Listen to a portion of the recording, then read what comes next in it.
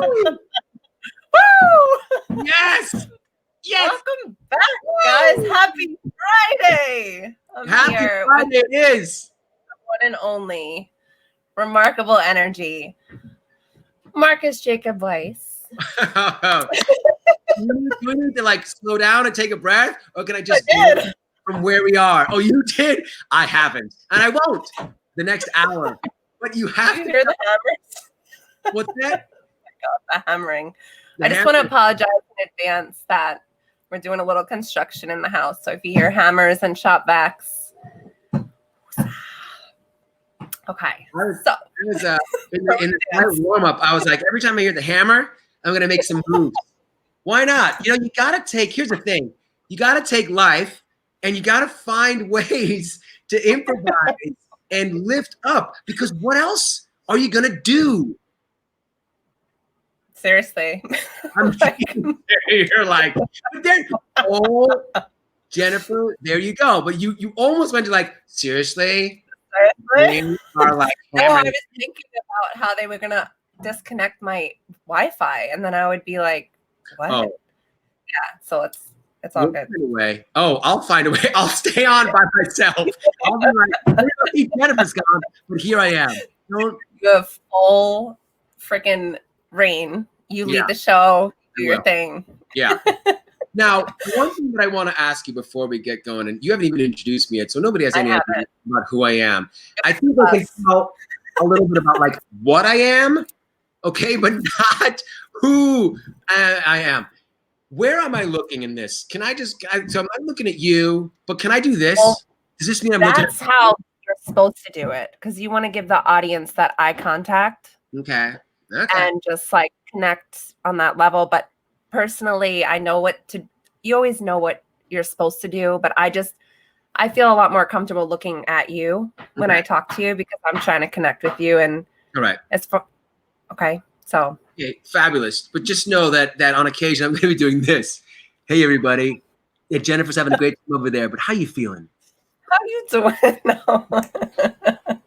Right. So as you can see, Marcus and I have a great friendship. We actually met, funnily enough, at UPW Virtual. I was crewing. I was checking Marcus in for his tech check. And we wound up, and it was funny because I was working it around my real job. So I worked the night shift that day that I met you. So it was like, I think it was like 9 p.m. to like 3 a.m. or something. Yes. So it was pretty late. Yes. Did I hear some hammering? Oh, it's hammer time. It's hammer time. Way to go. Way to go. That's embracing the moment and making the best out of it, just because it makes you feel better. And why not? Hilarious. Feel better in the moment. That's kind of, in the end, that's all it's about. If your Wi-Fi got cut off right, in 5 seconds, the message I want everybody to know is get through life no matter what you're doing with a good feeling. You can be fighting the good fight. You can be sailing the seas. You can be flying your glider airplane. But it has to come from a place of flow. Okay, Wi-Fi can go out now. Beautiful. So we became friends and like instantly. And then I know you were on with me for a good, I would say it was like almost an hour. And the funniest part of this memory is I remember other people staying. Other people staying? Yeah. There was a girl that stayed with us. She's like, I want to be freaking friends too. So this is hammer time. This is all day, every day, Jenny. Mm-hmm. This is what's incredible about this. In the very beginning of this meeting, we're talking about how we met for the first time, and which is a total metaphor, not just for our life, but about how life can work and how it really does work, I believe. Like, I don't know if I think I told you this. The only reason I got to be in you with a tech check that night at like almost midnight my time, literally like 2 or 3 in the morning your time, was because I accidentally got kicked off of another tech check. Okay? I didn't get kicked off. I was in a tech check for 45 minutes, and somehow it didn't work out. And I had to go on to it. And for a second, I was like, oh, I got to do like another 45-minute tech check. Now, I hadn't done UPW yet, so I didn't know life was happening for me, not to me yet. So I had a little bit of like, oh gosh, I have to do another one. That's when I logged on to you and got you in the tech check because because another one didn't work out. Then you and I hit it off. And by the time we were friends, other people came on, and there was a reason we become friends, because then they came on and like, what's going on in this part of life? And we were like, making friends. And so everybody left that tech check going, life is great. Where's this going? And it went to here, and here we are. Exactly. And it's just like, every time I talk to you, I feel like I love you more, and I just want to get to know you better. And I feel like we talked a good amount of time before this, and there's just so much more I want to share. I want to share your light with my audience and my friends, because thank you for the opportunity. Super inspiring. Thank you. Yeah. And ditto, I feel the same way about you. So this is beautiful and meant to be. And thank anybody and everyone who's going to be sharing this with us. Beautiful. Welcome, guys. I see 6 people watching right now. Yeah. So I want to talk to you about, I know that you are a professional actor, director, and teacher. And I know that you did mention when I first met you that you did Circus Soleil in Vegas at the Bellagio, right? That's right. That's right. I was a backup clown for I was one of the two clowns in that. I would back up the main guy, and I did the whole bunch of shows. Wow, so cool. Mm-hmm. I don't want to leave that just yet, because I want to hear more about that experience. And how did you get into be in that show, and what did that mean to you? Oh my goodness. I mean, for me, everything that's happened to me since moving to Vegas in 2000 has been sort of icing on some crazy cake.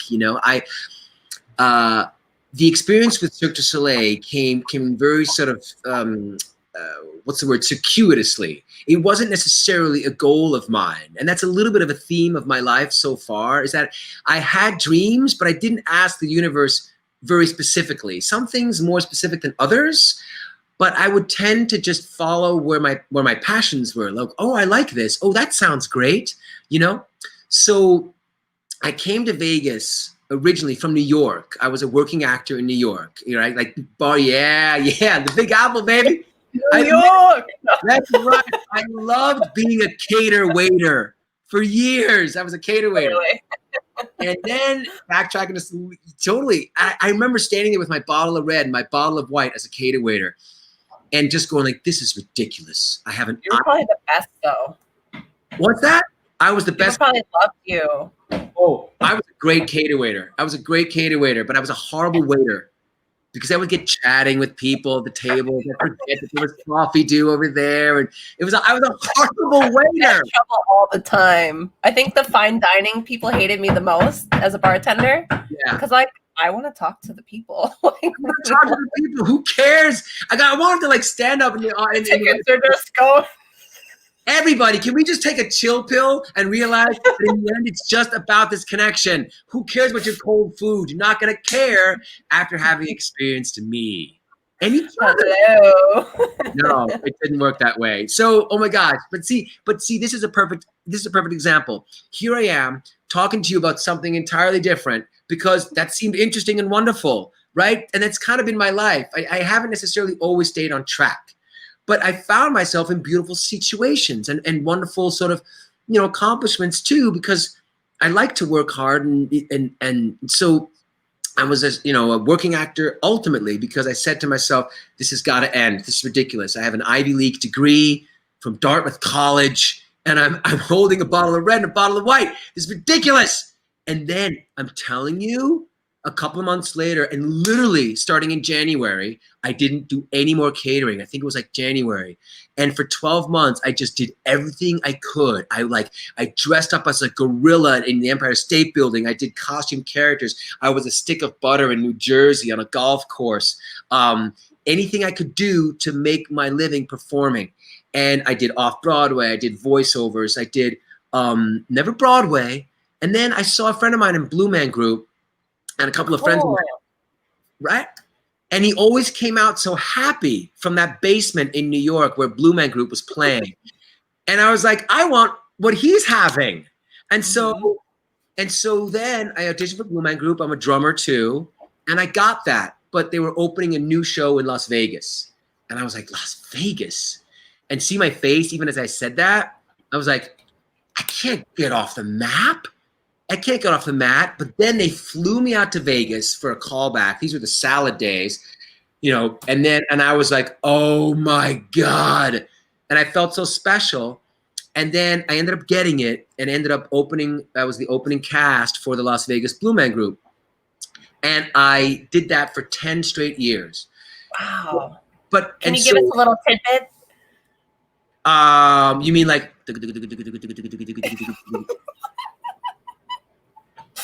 That's so cool. and immaculate makeup? Oh, I was great. Although some people might argue that, but I was great. But it's hard. And as you might imagine, like for me, I love verbal expression also, and of course, you can't speak on stage. But the universe, drumming, and it's beautiful. It's all about connection. And so a lot of this stuff I really, really loved because it was about connecting to each other and to the audience, this sort of triangulation of energy. And it's in the universe, again, works that way because that's something that I've always loved to do. It's the reason I got into performing. I remember saying this very early on in college, like the reason I perform is to connect and move people. It's not even stories. It's not to show off, it's to connect people. And that's what Blue Man Group was all about. And the community is about that, and the company is about that to this day. And I get, my hair standing on end, all my body, because that's what's so beautiful about that. And that's what's so beautiful about this moment with you and about the internet and about this live stream. And so I did that and felt so great. But concurrently, I could do the Second City, which is an improv and comedy troupe company out of Chicago from the 50s. And I did that concurrently with Blue Man because Blue Man was flexible, and you also didn't work every day because you're interchangeable. So I was able to do Second City and get into comedy and sketch comedy and improv. And through that, I just really honed my my comedic acting skills, I guess, and at the same time learning how to act silently, and I'm a physical actor anyway. And so there was this sort of conspiring of getting those skills together. And so even though I didn't have clown school education or even background for that matter, I came to the attention of and knew through the community the artistic direction at a show called Le Rêve, The Dream. And got to audition for a clown role in that. Even though there's people in there that came from a complete clown background, which is really a different art form, a different form. And through that, I ended up getting that job. And then I ended up transitioning out of Blue Man Group and did Le Rêve as a clown for almost 8 years. And through that, on the job training of clown, which is, again, silent, but more, theatrical and literal than Blue Man Group. Through that, I came to the attention of the casting department of Circus Soleil. And I did their audition, got in the mix there, and got pulled out of their pool, and then ended up landing the backup job of the White Clown in O. And O is arguably a flagship show of Cirque du Soleil. It's like, and the White Clown was originated by a very famous Russian clown. It's super Russian clowning, and so very different from my background. But I somehow found a path, right, to sort of get there. But if you had asked me 10 years prior or 20 years prior, hey, is that where you're going? I would have been like, are you kidding me? But somehow, right? Life, whatever you want, life conspires. That's not a great word, but life works out. I like that word. Even if I don't know, I don't think of it negatively. It's like, it happens for you. Yeah. So that's what it meant to me. So for me, by the time I knew what Cirque du Soleil was, it was an incredible sort of accomplishment. And every day I worked there, I was like, I can't believe I'm here. And there were times when, I would open the show and I would say to myself, sometimes I'd open it with 2 people, but sometimes they had a contingency where it was just me. literally opening O in front of what is it, 1,800 people. And in my head, I'm going like, if they knew it was just me, it's ridiculous. How do I, it's just me. But You're awesome. Right. But isn't that funny though? Before Unleash the Power Within, I would have said like, oh man, it's just me, man. I'm going to be uncovered. I'm a fraud. But yet you can say that to yourself. You can go like, it's me. Even if you don't say like, hey, it's me. You don't have to be all cocky about it, but you can be self-loving about it. You can just enjoy it, sort of feel the gratitude. Huh? It's me. It's me. Just be grateful, and just be grateful everybody's there. Just take the ego out of it and just be present and know that the universe is kind, hopefully, ultimately. Beautiful. And I saw that you also you were on All My Children, and I find that really funny because I was named after that show. Are you kidding? How did you? Everybody. Jenny and Greg. That's me and my brother. Research. Your brother. Wait, you were on the. Wait, we're both. No, I'm named after it. That's really funny. Oh my gosh. You know what's amazing about that is that I had the tiniest, most cliched under 5, they call it. You know what that is, an under 5? Under 5 minutes? No, under 5 lines. That means you have the I've done that a few times. the smallest of, bless their hearts. I ended up becoming a reader, I think, for that show in auditions and stuff. Wow, that was an experience. That was awesome. And I played a delivery person, and I had the most cliche, like literally, open the door, manila envelope, it's a letter for you. What was in that envelope? You know what? I never asked, and I don't know. You don't care. No, I don't care. Well, now I do. Thanks for bringing it up. No, I do. It was probably empty, and now I feel like poop about that role. All right. It was all fake. Smoke and mirror. No, how about what's that? How about Scrubs? That's one of my favorite shows. Which one? The chickens are hungry. You were on Scrubs too? Oh, I was on Scrubs too. Yeah. But can I finish one thought about All My Children? Yes, do it. All My Children was my first paid television gig. And to this day, it remains a great source of pride for me. I loved it. I got a hat that says ABC on it, and I loved it. And it's so interesting that you should bring that up at sort of the height of this, of what we're sort of exploring, what we mean and how we're affecting other people and what our lives mean. And that's crazy. It's amazing. So ABC, All My Children. And then I was on Scrubs with Blue Man. Cool. And yes. And ended up, we did a Blue Man gig where we did some funny stuff with Zach Braff. Right? Zach Braff? I remember the episode briefly. I got to go back to it. Yeah, the lead character, they were in Vegas, and the lead character was escaping, I think, marriage or escaping a wedding or something, and he ran away and got lost in Vegas, and he's running around, and he comes in the back door of Blue Man and discovers us, and we're like, who are you? And then we mess around with him, and we put paint on him, and then confetti, and he's like a covered covered with this confetti, with this sparkling confetti. And to this day, a party. Amazing. And to this day, I get residuals. I get like 20 cent checks for it. But it's great because it's a reminder. It's amazing. Wow, you're taking me back, Jen. Sorry, I know you've done a lot, and I just looked at it and I was like, oh, cool. Yeah, that was Scrubs. So that was it was another gift that Blue Man Group gave me, was the ability to perform on Scrubs. Yeah. So cool. Mm-hmm. So I wanted to ask you, I know we talked about earlier, different roles that you've played and some of your success within that. Is there a character that you have played that you felt really you embodied and you could relate to the most? What would that be? Yeah. The first thing that comes to mind for me when you ask that question, especially in the context of life right now and in COVID, and is a role I played, which was the narrator in a show called Every Brilliant Thing, which is really about finding the brilliant things in life that make life worth living.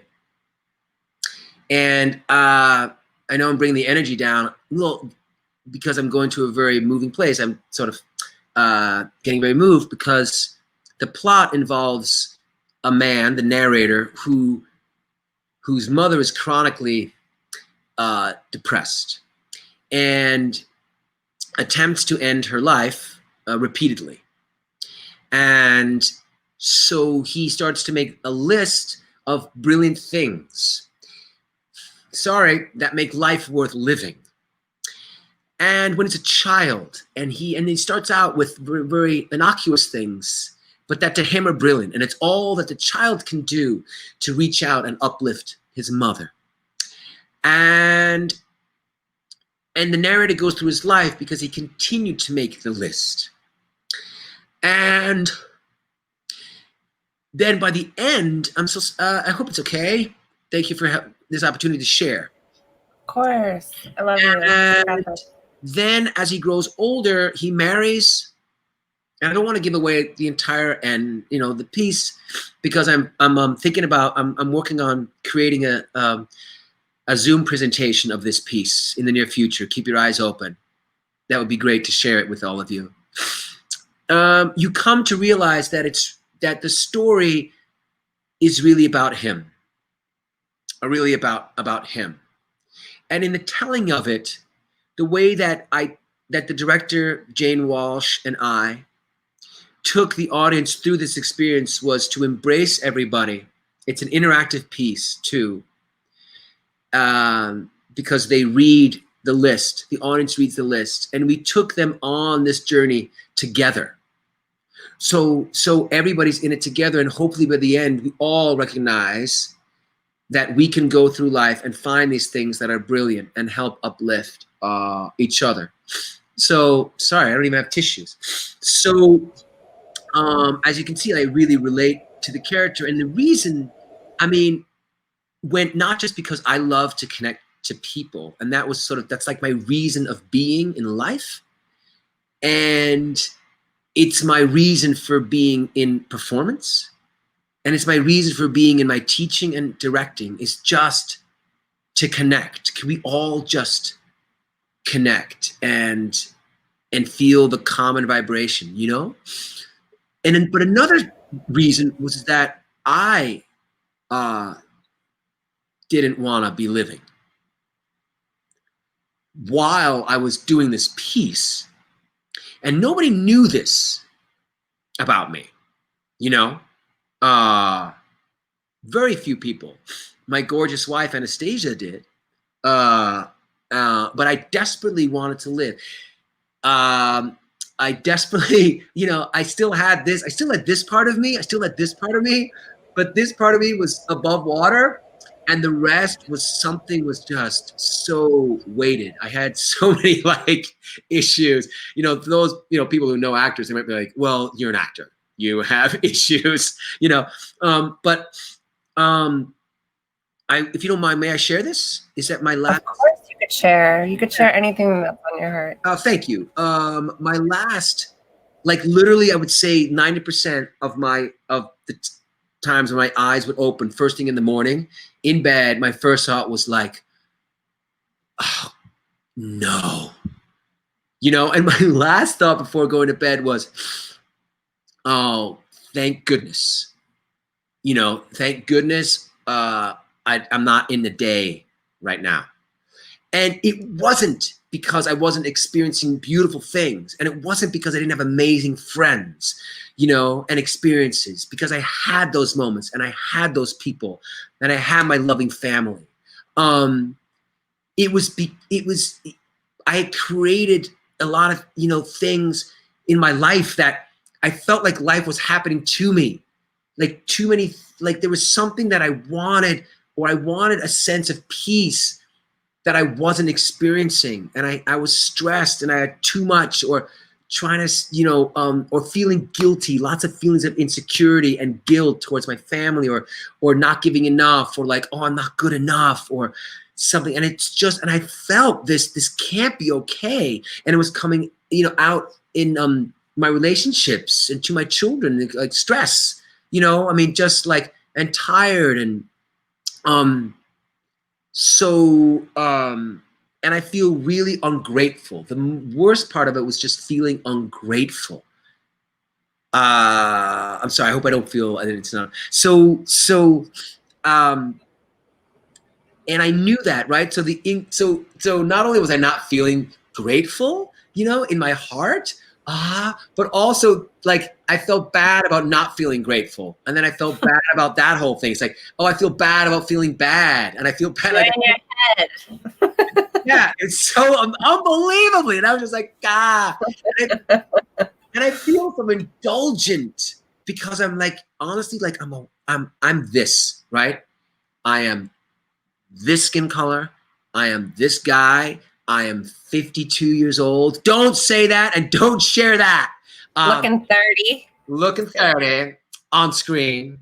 But like, so all of this messaging was just horrifyingly burdensome.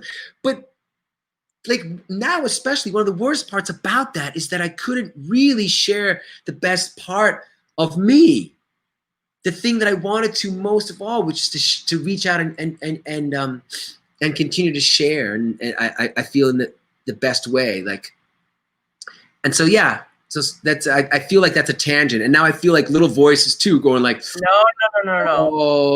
Oh, I thank you for sharing that, and I think that's a huge problem with, you know, I've lost a couple of people very close to me to suicide, and I've also made an attempt. So I feel like it's an issue that we need to talk about, because it is a taboo thing that nobody really wants to talk about, and that's part of the problem.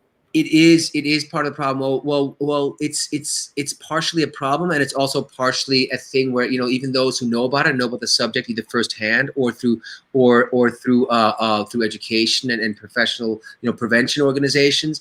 It's a tricky subject and it has to be spoken about in very careful ways. It's a social contagion. So one has to be very cognizant, very sort of, very aware when talking about it and sharing about it, because you know, studies have shown that the way we talk about it, like the words that we use to talk about it, are important, and in some cases can sort of be critical, you know, because it can be contagious. Yeah, definitely. So, yeah, like if, you know, if a celebrity takes their life and how it's talked about, whether it's front page or not front page, there's very specific sort of guidelines even for the media, ideally, about how to address it when things like that happen. So it's a really, especially in these times, you know, and there's a lot of stuff going on now too, with, like, you know, deaths of despair. There's people getting very not well in these times, in these what seem to be disconnected times. Yeah, I heard Les Brown. I was listening in on his live the other day, and he was telling us how, like, I loved how he was addressing it. But he also said something that really made me, like, sick to my stomach about how, like, it's getting younger. Like, the kids are getting younger. He mentioned like a 5-year-old, and I'm just like, that's incredible. That is unbelievable. It seems, and now, you know, I feel like I'm out. You know, I want to make sure that I'm not speaking as an expert. I mean, we had a professional organization, Nevada, an organization from Nevada, at each show that we did, that would talk to people, and they would see people coming out, and they would be able to recognize and ways to possibly approach people, because people were triggered and moved by it.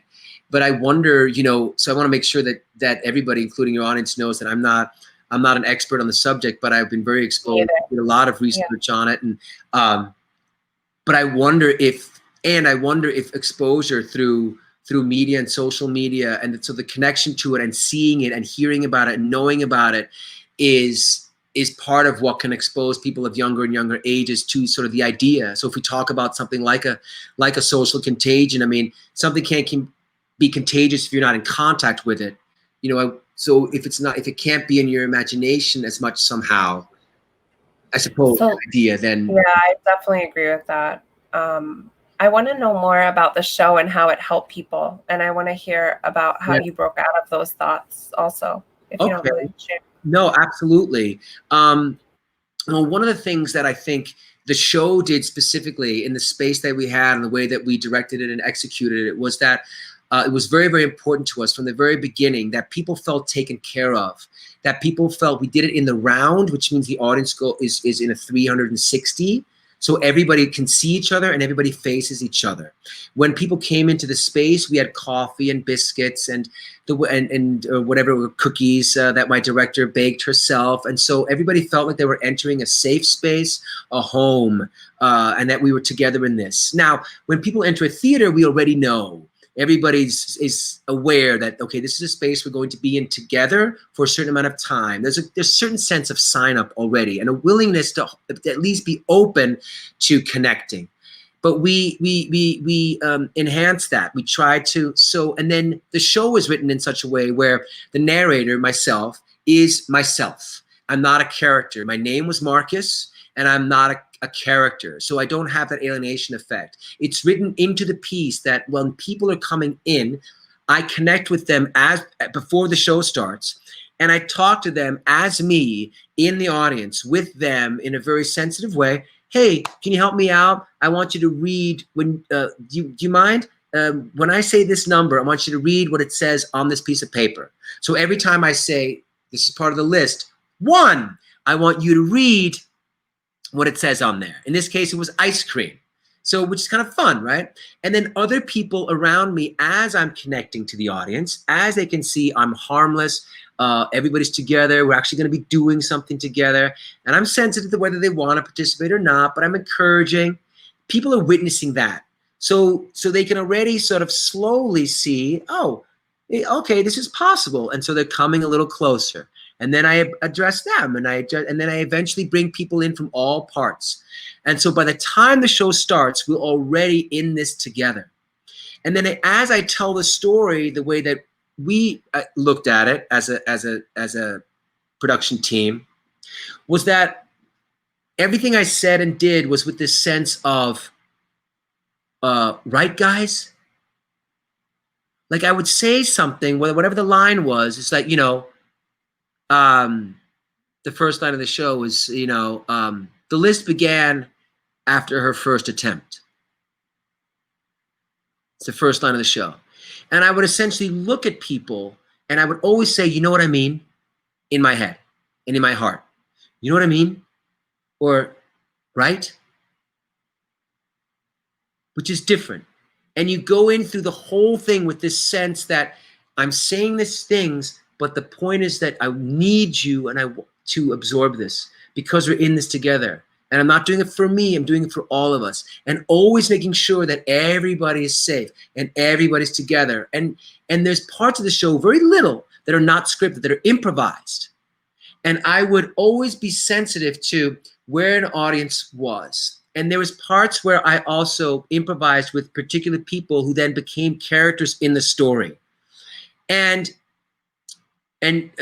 so I would talk to them, and the audience could witness somebody coming in, somebody taking a risk, somebody trusting me, and everybody trusting each other that this was going to be okay.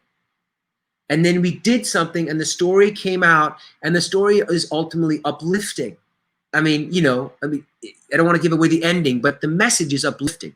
That by the time we end this, everybody has went on a journey together, and people were safe, and people heard from each other things that are brilliant about living. And we also had little post-its. We had people gave them the opportunity to post their own brilliant thing as they left this theater. And so as people coming into the theater, they saw people from previous shows having posted real brilliant things.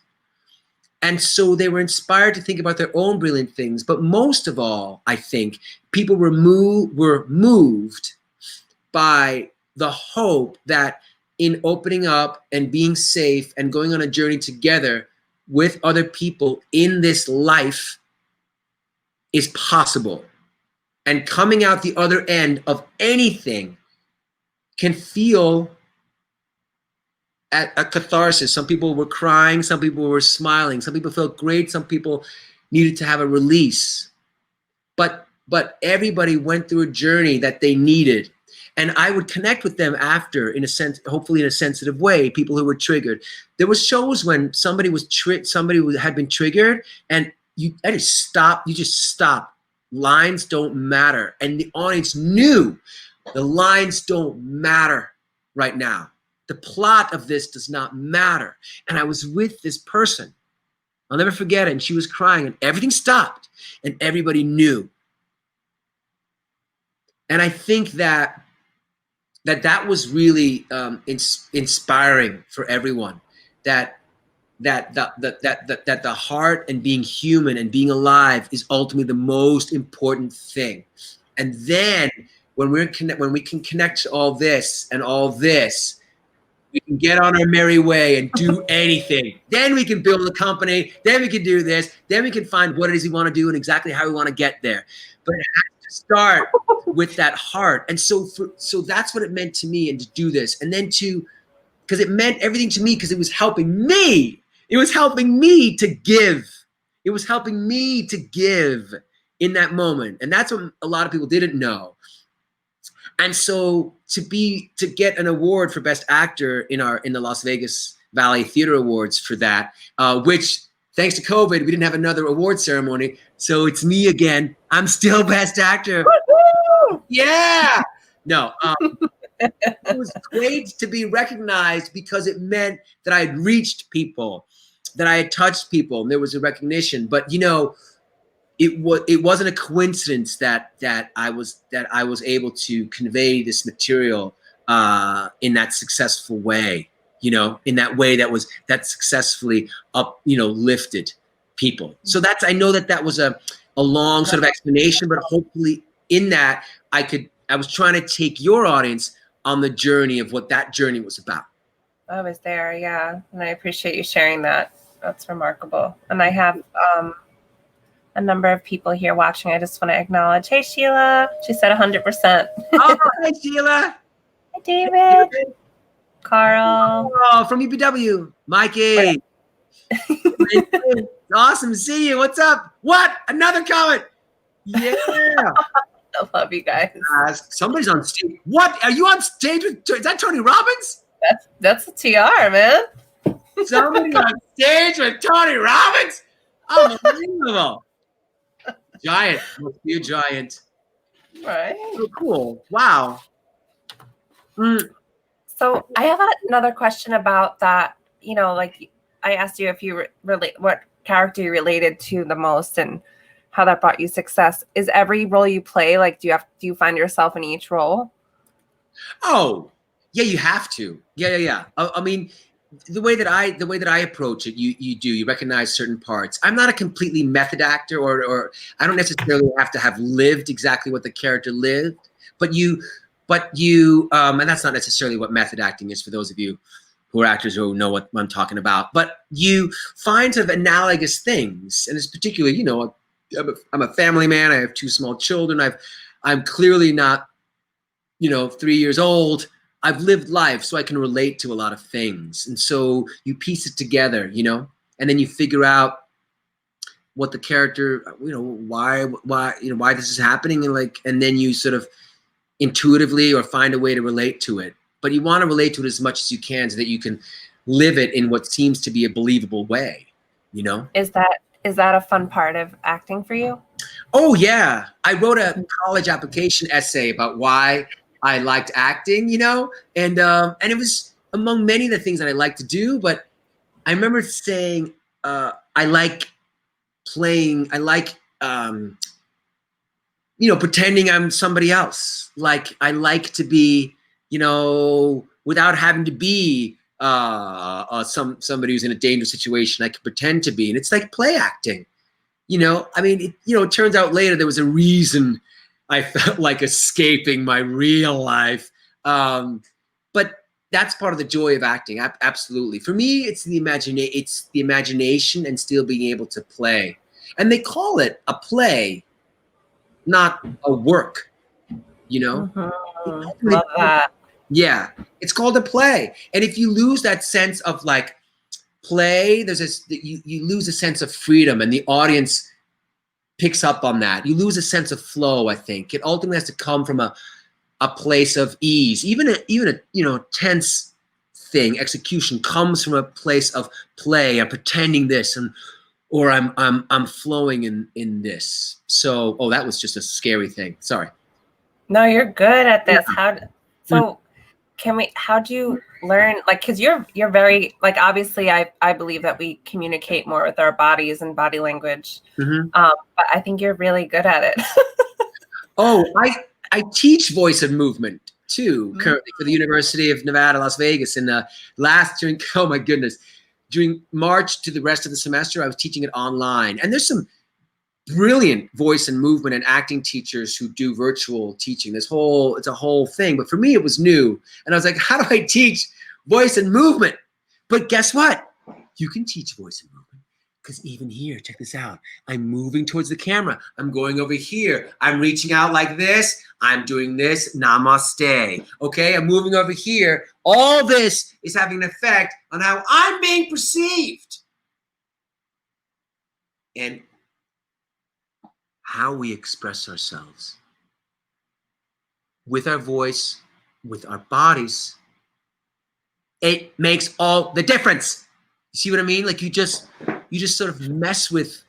Can you teach me something? I told you, or we can analyze. We analyze stuff. No, don't analyze. Analyze. People know more about that stuff than they think they do. I mean, everybody knows what this means. Closed off.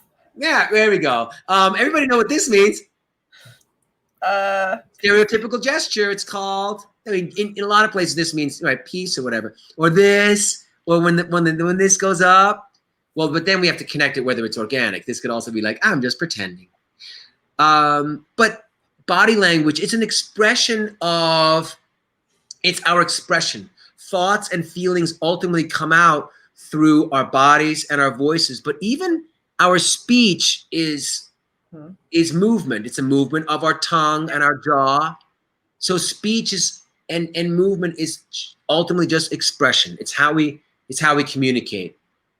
So you probably love Tony's teaching that motion creates emotion. And have you been to Date with Destiny yet? No, I think I have to. I haven't scheduled it yet because I might have a conflict with the show, but I think I want to do the one coming up if there's still space. Cool. Do they talk about that a lot? Well, I'm thinking of how good it would be for you to embody things, because we embody like our questions or whatever we believe like for ourselves. So for you to embody it, it's like means something. Like if I say like I'm happy, do you believe me? You know what? It depends on the context, but I hear you. As opposed to what? I'm happy. Oh, yes. There you go. Right. Yeah. Oh, hey, audience, did you see that? What happened when she did the second one? We both just exploded. And that has to do with her being open and honest and true in that moment for a second. And me being open and honest because I love Jenny. And then so we both got affected by that and both just exploded in a moment. You know what I mean? And so we both uplifted, and then my uplift informs your uplift. And I remember talking to you the night of check-in when you were like, you were talking about how Tony demands the room. Yes. And his body. Can you do it? Because it was really cool to see you like him. Oh, how he commands the room. Well, I think you were referencing specifically like, well, how does he do it? It was sort of a question of like, how does he do it? And I was like, well, first of all, I mean, it's not just because he's tall. But he knows what he's doing, either intuitively or he knows it. He's a genius at production, and he's. I'm not saying he's acting, but he commands the space. But what I was trying to say was that it starts, just like we say, it starts with your why. It starts with the why are you there? It starts with an integration of your beliefs in you and your sort of your confidence and whatever that is, right? And if you have that from your toes on up, All right, I can't get in the frame here. But then if you know I have a purpose for being here, I deserve to be here, and my reason for being there is you guys. And then you add to that, I want everybody to connect. And if you are focused on that, either intentionally, consciously, intuitively, but if you're so connected to that you have a confidence that relaxes you, then you don't have anything getting in the way of that power that is coming from inside. It can be calm. It doesn't have to be this. It can be calm. It can be this. It can be that clown. But there's a calm because you know what your purpose is. And then that will radiate out. And if you are radiating out with that energy, and then people, only then can people connect to you, to what it is that you're doing. Then you're all on the same page. You're vibrating together. Then you can take them, right, everybody? Right. Yeah. Okay, hey, everybody stop.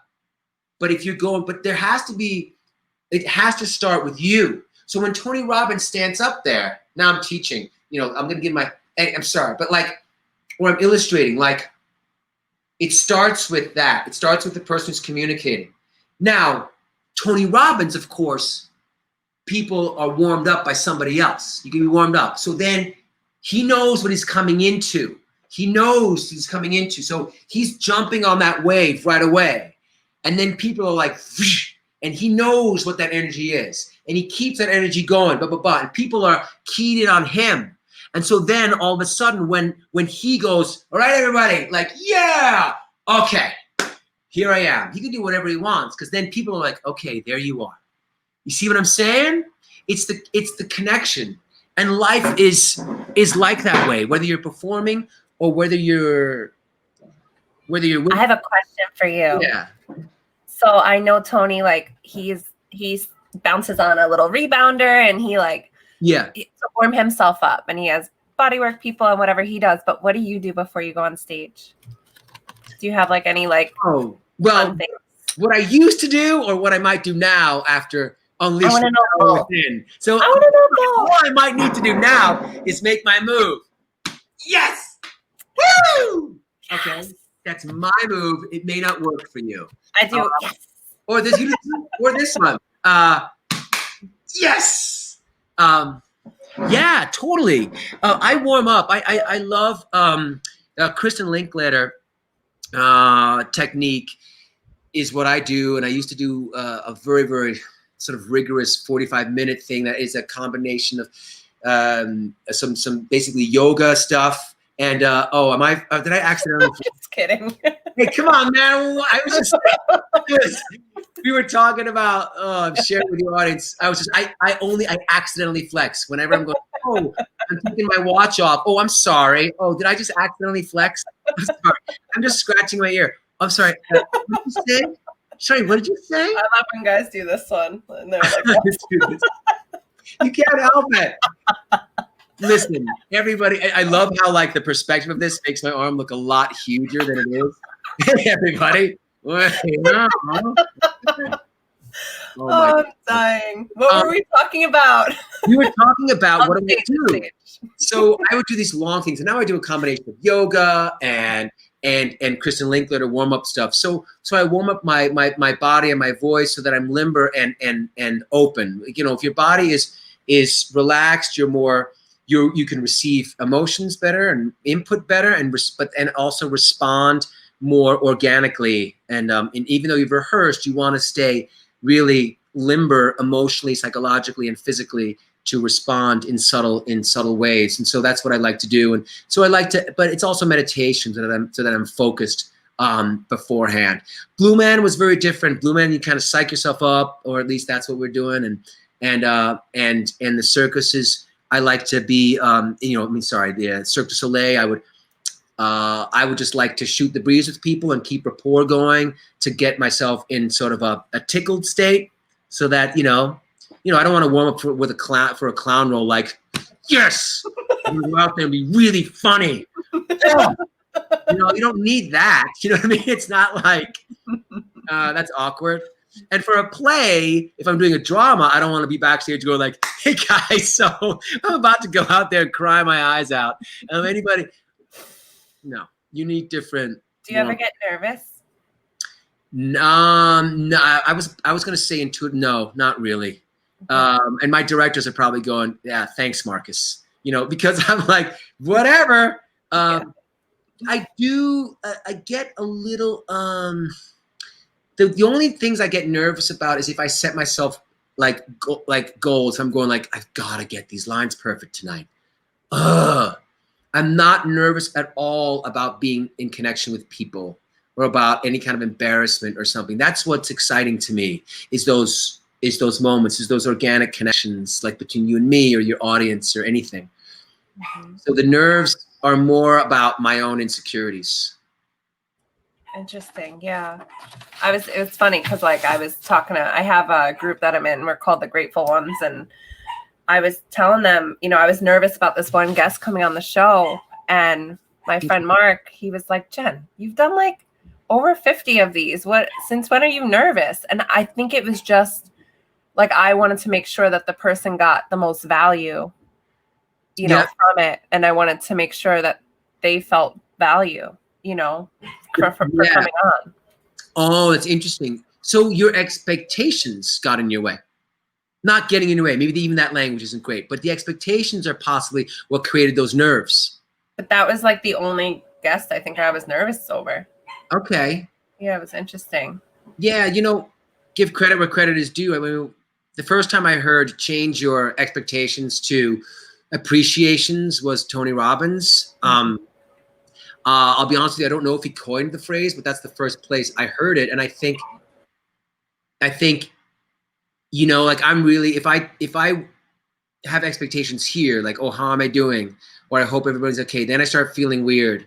But if I just have appreciation for being here, like I'm just grateful for being here, then all of a sudden we're in a better place for everyone, I guess. Yeah, that's huge. But it was like, the minute I got online with him, I was like, I was normal and it was great. It was actually way better than I thought, but it was the anticipation before it that I was like, ooh, yeah. Why am I feeling this way? Yeah. Right. Why am I feeling this way? And then, but it's like for anybody, it's like, how do you balance though, being aspirational, right? Going like, I want this to go well, or I've invested this time but have goals or have aspirations and not get nervous about it or not have expectations. How do we set goals for the day, for the week, for our lives without having an expectation? That's a tricky question. And I don't know how you balance that. I remember someone telling me like when I said I was a little nervous, they were like, that means you care. That's a good thing. And I'm like, okay. That's right. Yeah. It does. Yeah, maybe we can make a little shift in our brains like, oh, it's not an expectation, it's an anticipation. It's an excited Oh, anxiety is excitement holding its breath. I used to think of that quote because it's a fine line, right? Like if you're anxious about something or you're excited, it's like kind of the same feeling. Yes. But just a different thought maybe about it. Maybe you can change. Maybe you can, first of all, check in with whatever you feel you're nervous about. Check in if it's really sort of a fear-based nerves and expectation. See, my face is going like this. Or is it nerves that are coming from an anticipation, which can be just excitement holding its breath, you said? Mm-hmm. And then just that language you're using to tell yourself, maybe that's what it is. And it may be that if that's not what it is, turn it into that. Find a way to turn it into that. But it does involve movement, creates emotion. Sure. Don't go in the corner trying to figure out, hey, I'm going to go curl up on the couch and in a ball and try to figure out if my nerves are positive or not. Don't do that. Okay? Make a move and then figure it out. I'm sorry. No. Was that preachy? No, I love that. That's everything I breathe. So. Yeah. So Marcus, yeah. I have a few questions to ask you, but I just want to give you the space to share anything else that maybe you feel that would inspire the audience or something? You know, I usually ask this question last, but. Oh, yes. I would love to share that anything is possible. You know, my first instinct would say something like, if I can do it, anyone can. You know, a response, and a very natural response though, would be to say, well, that's easy for you to say, or I'm here. But I really feel strongly that even if it's little things, even if it's just in here, even if it's just in here, we can all make little shifts. We can all tell ourselves, hey, green, and then you start seeing green things. And then you take that other little step. You know, as an improviser and as an improv teacher, improvisation teacher, you know, we say yes, and before you know it, you're somewhere else. So even in a culture where I know it's really tempting not to look at the final goal, and we use that final goal to inspire us, okay? But it's a journey, and anybody who knows anything will say to you, it's all going to be work. Meaning, watch out for that word, by the way. Maybe it's all going to be play, but it's all going to be little steps. Sometimes you might take a bigger step. Sometimes you might take a jump, but it's a journey. And it's okay to take little things, but recognize those little things, acknowledge them, feel good about them, even in a little way, and pat yourself on the back. And then before you know it, you're there. And sometimes you take steps back, and that's okay. But know that it's always a great idea to face the sun, face the light. Remember, but the first thing is to remember the light is there. The light is there, and it's not always the bright sun. Sometimes the light is just a little glimmer off of some glitter or a piece of confetti. But find it. I don't know. You know what? When I get intense, like I make a serious face, and I don't know if that's. I liked it because you need to fucking find that shit. That's serious. Find it, but the first thing is that shift. And Tony Robbins, you know, talks about it comes, you know, get yourself moving. But some people, bless them, maybe can't move. You know, somebody might be in a bed right now. But even that, if I can find a way in, other people have to find the light for them. But there are lights.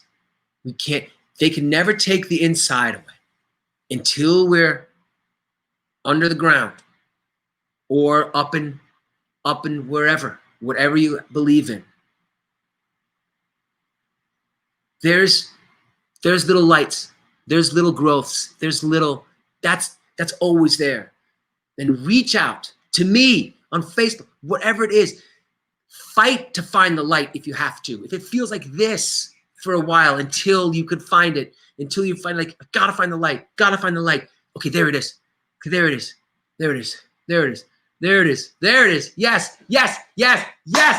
Yes. Oh, there it is. Oh, and there it is. And there it is. You know what I mean?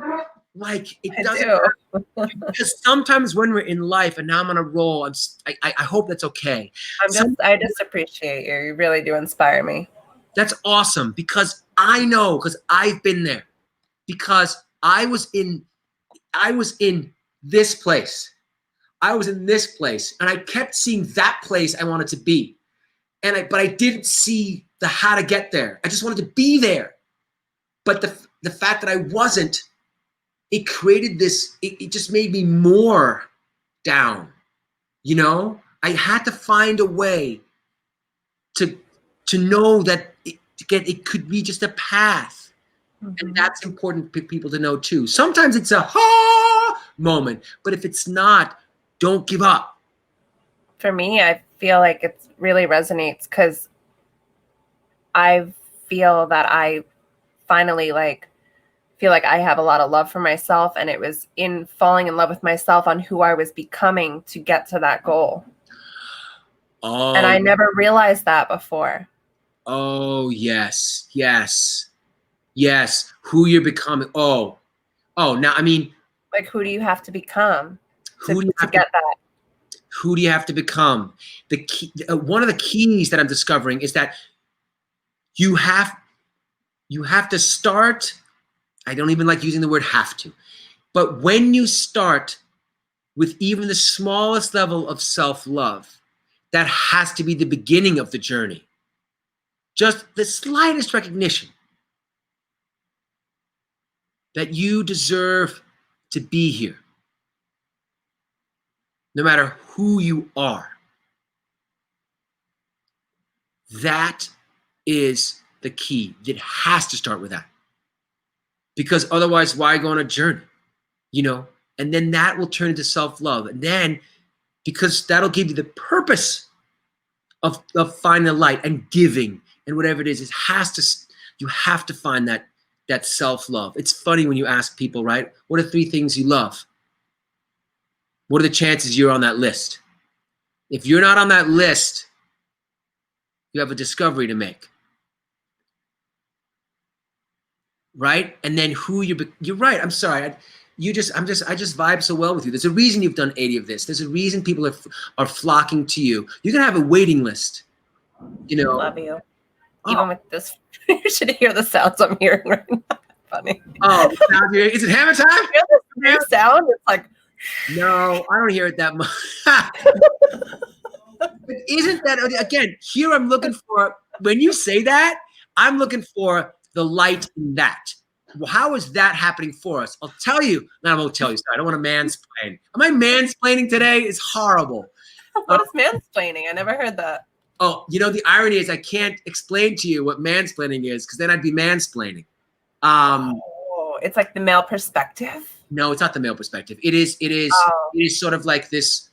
Yeah, it's sort of a male referenced, male gender identified referenced, explaining like solutions as if you know, it's sort of inherently devalues the input and opinions of others. And it's a deeply ingrained, hopefully on our way out of dynamic in our culture. I feel awkward just talking about it because I don't want to mansplain. Look it up on Google. Yeah, I'm gonna look into that. But can you tell me about your shirt? What's going on here? Oh, is it reading backwards or is it reading? No, it looks great to me. It's doTERRA Healing Hands Foundation.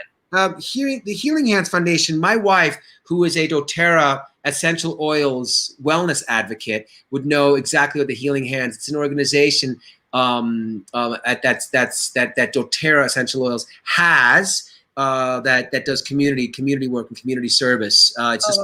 It's part of what the company does as their outreach and community service.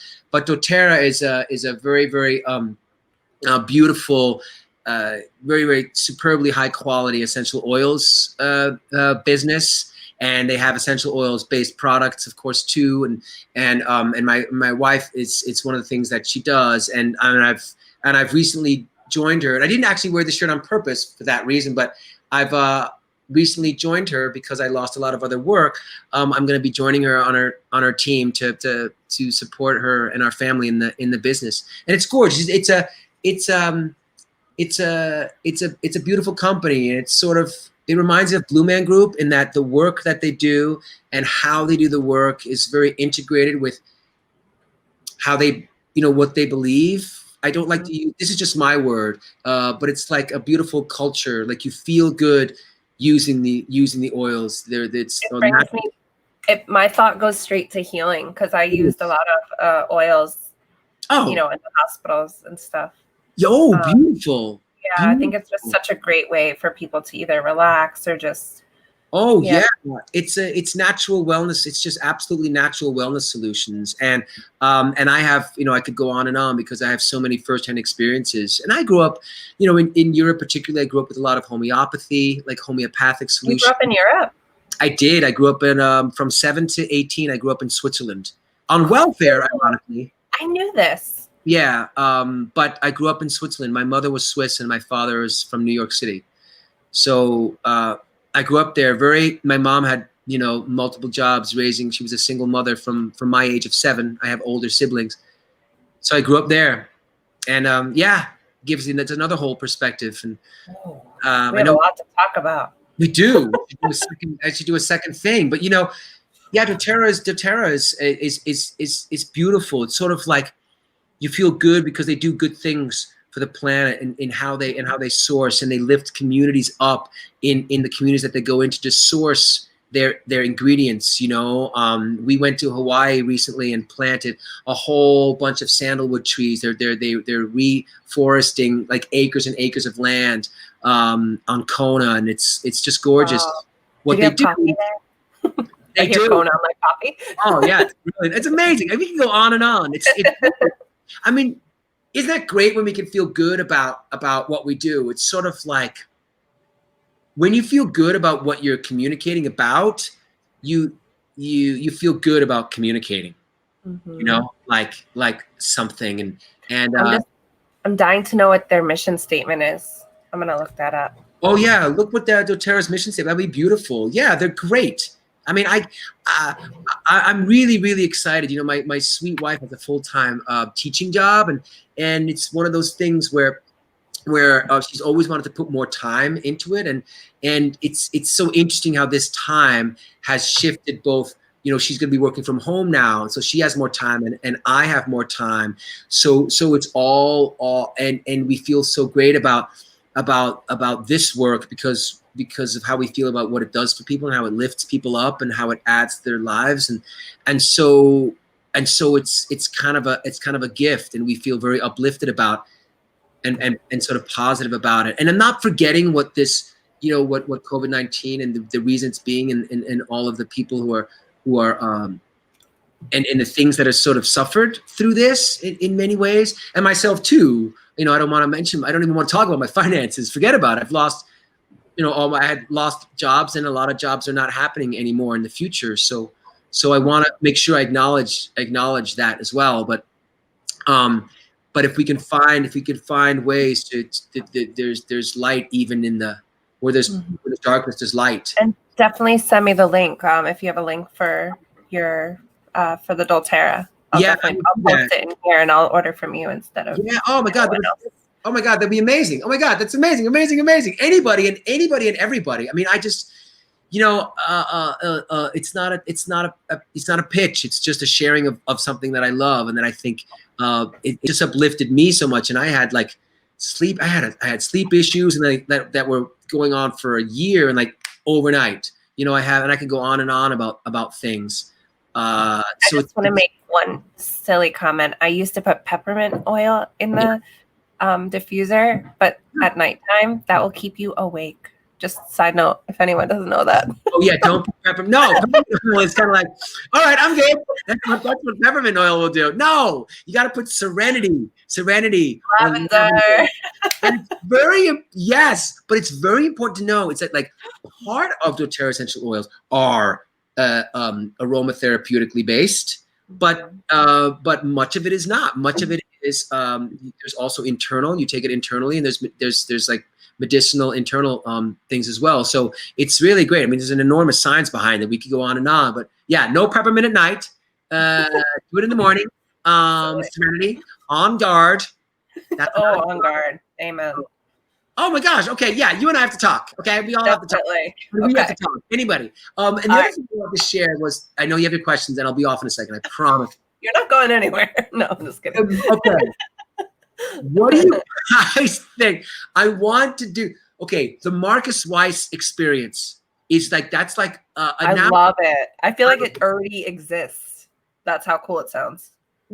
It's again, it's something that's come up during the UPW, the experience of Tony Robbins and you and stuff. And I want to find a way, I suppose, I'm an actor, director, teacher / experience, meaning that can I use my experience to have us have an experience so that, you know, and then it's not just about what my experience is, but it's about what I can give to the community through experiencing me. I suppose you can just call it, oh, that's a life coach. Or that's, it's called a motivational speaker, or whatever it is. But there's something in that.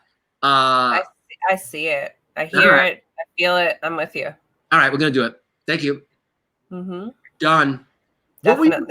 It's already exists. Here's okay, guys. The Marcus Weiss experience. I haven't trademarked it, but all of you are an experience. That's kind of what we were talking about off camera earlier, right? Is that in the end, all you got is you. Mm-hmm. We all have that. So take care of yourself and know that you're worthy, that you're amazing, but all of us have to start believing that, find a way to be that, and then find a way to come out to the world and show up with that. And then we're all just, that's my dream. We're all going to be. Mm-hmm. That's the world, hopefully. Yeah. What were your questions? You have some amazing, I have 2 more questions. Sorry. Oh, So I want to know what your favorite food, and if you have a recipe to share, I'd love to hear that. But if not, just favorite food. Oh, okay. All right. I have a favorite food, and I do have a recipe to share. My favorite food is my wife's homemade pizza. And it's because it is ridiculously loaded. Okay, so she makes the whole wheat, the whole wheat organic, dough, and like rolls it out, and it's always like misshapen. It's like it looks like some country or some island out in the Pacific. It's like, and then we just load it with stuff, just like load. Like what? Like everything. So you put, right, whatever the sauce is, and sometimes you mix the sauce. It's kind of like, there's companies out there. I don't want to give them free advertising, but like there's companies that do that. And then you add the sauce, and then you add anything, broccoli, spinach, tomatoes, extra tomatoes, garlic. We add turkey. You add whatever it is if you eat meat or something, and it's like piled on, and like a Mongolian barbecue. Have you ever been to a Mongolian barbecue? I have. Where like you give them this bowl, and it's just like this. Oh, you give them like huge, whatever you can put on there. It collapses in the oven. Okay, it's gonna be fine. So don't worry about putting too much on there. It'll be fine. So then it comes out, and it looks like a freaking igloo because it's so. And it's amazing. It's completely. My doctor would kill me if I don't do myself first, but it's unbelievable. So that's my favorite food, and my sons love it, and so it's all tied up with just joy. And it's fun. I think we're actually making pizza tonight with the girls, my cousin's kids. It's just a fun thing to make. Mm-hmm. Okay, but then my other thing is I'm sorry, did I interrupt what you were saying? No. Oh, okay. So then my other thing is a Swiss meal. Okay, it's called. See, this is where I get really excited. It is called Bircher Muesli. Bircher Muesli. Can you say that? Bircher Muesli. I would love to be able to say if you said that they'd know what you mean, but no, not quite. Almost. I'm really bad at that. Okay, it's really, really close. Bircher Muesli is named after Dr. Bircher, who was this doctor who in the early part of the 20th century invented this dish, or was it maybe the 1800s? And muesli, the second part of it is just like basically like a what's the translation of muesli? It's like a mixture basically. So it's named after this doctor, and he was like a health practitioner. He was like an early version of like Whole Foods. Oops, Dr. Prager or something? Huh? Like Dr. Prager? Yeah, I don't know who that is, but He makes like these burgers that I'm obsessed with. Oh my gosh, great! You have to share that with me. They're good. Yes, and so he invented this thing, and so what it is basically a lot of fruits, oats, nuts, and yogurt and juice sort of mixed together. And there's different recipes, but how I make it is I take either fresh squeezed or regular orange juice, okay? And I take 1 grated green apple, and I put that in a big bowl, okay? Then on top of that, I put oats, or you can also get, you can get this mix in some specialty stores, which is basically oats and a little bit of nuts and stuff. But I just put regular oats, raw oats, and I let it soak, mix it all up, and that's soaking. While that's soaking, I'm cutting up all kinds of fruit.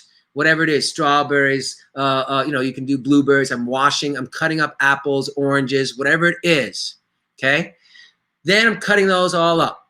Then when I'm done with that, I wait and I put yogurt in the mixture of orange juice and oats. And then it depends on how thick you want it. So I keep adding a little bit of orange juice and a little bit of yogurt. You can put flavored yogurt, but I just put plain or maybe vanilla, but that has a lot of sugar, so you might want to be careful. And then you go like, oh, how acidic is it? And you try that little mixture. You can also put a little bit of cream in there or whipped cream even. Then you add all this fruit. Wow, you mix it all up. And it's just this bowl full of like fruit and oats and stuff. And some restaurants or whatever it is, or some recipes, it'll be less chunky. We just have it. We have it pretty chunky at our house. Depends on your combination of, and you can put some nuts in there. Then you have all that. Then this is not a very Swiss thing necessarily, but it's in our house. So we take bowls of that whole stuff. That's your birchermesli. And then we sprinkle it with granola. And then my kids put an extra like whipped cream on top. But you see my face? Not too much, guys. There's only so much fun we should be having with our bodies. Okay? Stop it. Okay, so anyway, that's it. And then you eat That sounds so good. And then you eat. I'm going to make that. That's going in the cookbook. Yeah, and you don't have to, but you eat it with bread and cheese. But again, you don't have to, but that's how the Swiss do it. Cool. Thank you so much for sharing. I love that. That's going to go on chopping block. Excellent. And then my last question is, if you could have a superpower, what would that be? Flying, hands down. Why? You see, I breathed in there. I dream about flying in my dreams, and I just love the feeling of flying. I love the feeling of flying, and somehow the feeling of flying always has a positive. I mean, I know that there's people out there who do the wingsuits. It's like I don't recommend it, but yeah, it's just so. It's the ultimate uplift. It's the ultimate, right, feeling of freedom. And by the way, have you heard that you can fly in your dreams on purpose? I do. Have you ever tried doing it? I do play around with my dreams. Okay. I'm an active participant in them, but I haven't been able to what do they call it? Astral project or something? Like where you. Oh. I don't know if that's the right terminology, but where you could fly like you can make yourself fly. But I have had flying dreams. If there was a different way to do it, I didn't know that. I had an English teacher who inspired me back in high school. His name was Dick Killen. May he rest in peace. And he was a beautiful soul. But one of the things he told us in like 9th or 10th grade was he was really into sort of, Jungian psychology and dream analysis.